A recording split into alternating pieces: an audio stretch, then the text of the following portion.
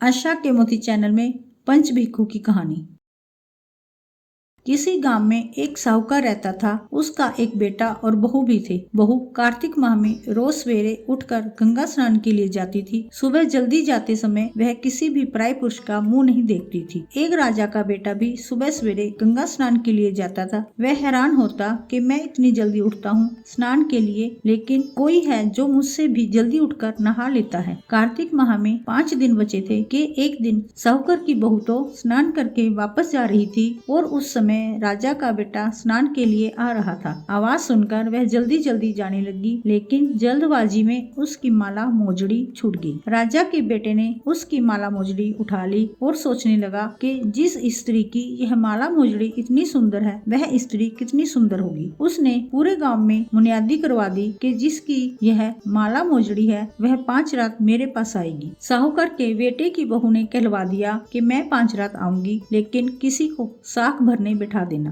राजा के बेटे ने एक तोते को पिंजरे में बंद कर गंगा किनारे पेड़ पर टांग दिया। बहू सुबह के समय आई, पहली पौड़ी पर पैर रखा और बोली, हे कार्तिक के ठाकुर राय दामोदर, 5 पांडु छठे नारायण भीखम राजा, उस पापी को नींद आ जाए। राजा के बेटे को नींद आ गई। बहू नहा धोकर चलने लगी तो तोते से बोली, तोते तोते तेरे घर डालूंगी हीरा, मेरी साख भरियो वीरा। तोता बोला कि कोई वीर भी साख भरता है क्या? फिर वह बोली, तोता तोता सुबह तेरे पग घालूंगी नेवर, साख भरियो मेरे देवर। तोते ने कहा, ठीक है भाभी, मैं तेरी साख भरूंगा। वह तो कहकर चली गई। राजा का बेटा हड़बड़ा कर उठा और तोते से पूछा, तोते तोते वह आई थी, कैसी थी? तोता बोला, आभा किसी बिजली, होली किसी छल, केला किसी कामनी, गुलाब का सा रंग। अगले दिन राजा के बेटे ने सोचा कि आज मैं अपनी उंगली में चीरा लगाऊंगा, इससे मुझे नींद नहीं आएगी। अगले दिन राजकुमार उंगली चीर कर लेट गया। वह आई,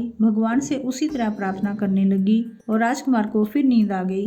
वह स्नान करके फिर से वापस चली गई। सुबह राजकुमार ने तोते से फिर पूछा तो उसने वही सारी बातें दोहरा दी। अब राजकुमार बोला, मैं आज रात में आंखों में मिर्ची डालकर बैठूंगा। रात में वह मिर्ची डालकर बैठ गया। बहू फिर आई, प्रार्थना की, जिससे उसे फिर नींद आ गई। राजकुमार ने तोते से बहू के आने की बात पूछी। उसने फिर बता दी। राजकुमार अब फिर सोचने लगा कि आज मैं बिना बिस्तरे के ही बैठूंगा और रात को बिना बिस्तरे के बैठ गया। जब वह स्नान करने आई तो उसने फिर से भगवान से प्रार्थना की और राजकुमार को नींद आ गई। जब वह नहा कर जाने लगी तो आंख बंद करके चली गई। राजकुमार जब उठा तो वह जा चुकी थी। राजकुमार सोचने लगा कि आज मैं अंगीठी जलाकर बैठूंगा, जिससे नींद नहीं आएगी। फिर वह रात को अंगीठी रखकर बैठ गया। साहूकार की बहू आई और वह भगवान से प्रार्थना करने लगी कि आपने 4 रातों को निकाल दी, अब यह रात और निकाल दो। भगवान ने उसकी बात रख ली। राजकुमार को नींद आ गई। जब वह नहा कर जाने लगी तो तोते से बोली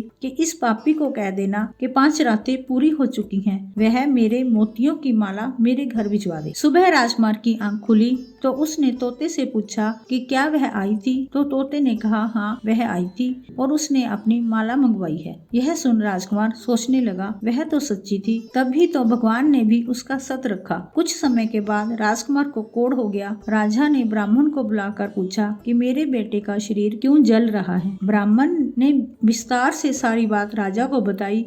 इसने क्या किया था? ब्राह्मण ने कहा कि इसने पतिव्रता स्त्री पर बुरी नजर डाली, इसलिए यह इस रोग से पीड़ित हुआ है। राजा ने इसके ठीक होने का उपाय पूछा तो ब्राह्मण ने कहा कि यह उस साहूकार की बहू को धर्म की बहन बनाए और एक रोज उसके नहाए जल से वह स्नान करे, तब वह ठीक हो सकता है। राजा साहूकार की बहू की माला लेकर साहूकार के घर गया और बोला कि यह माला आपकी पुत्र वधू की है, इसे लें और आपकी बहू के नहाए हुए जल से मेरे बेटे को नहला दें। साहूकार बोला कि वह तो किसी पराये पुरुष का मुंह तक नहीं देखती, आप उसे इस नाली पर बिठा दीजिए। जब वह ऊपर नहाएगी तब नीचे इस नाली से पानी से आपका पुत्र नहा लेगा। राजकुमार ने ऐसा ही किया और कुछ समय बाद उसका शरीर चंदन सा हो गया। हे पंच भिक्खु देवता, जैसे आपने साहूकार की पुत्र वधू का सत रखा, वैसे ही सभी का रखना।